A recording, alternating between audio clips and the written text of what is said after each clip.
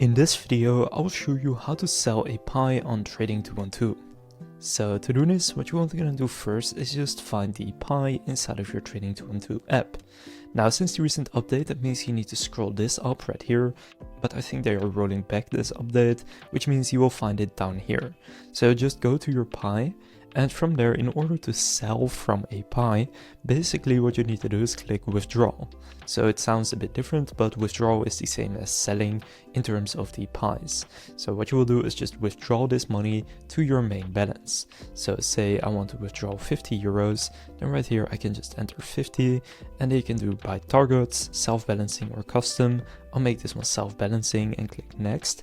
And from there, go and click confirm and then click OK. Now for me, currently it's weekend, so markets are closed, but if they were open, it would then go through right now and it would then go into my balance right here. So that's how you can sell a pie on Trading 212. If this video was helpful, please consider leaving a like and subscribing to my channel. With that being said, I will see you in the next video.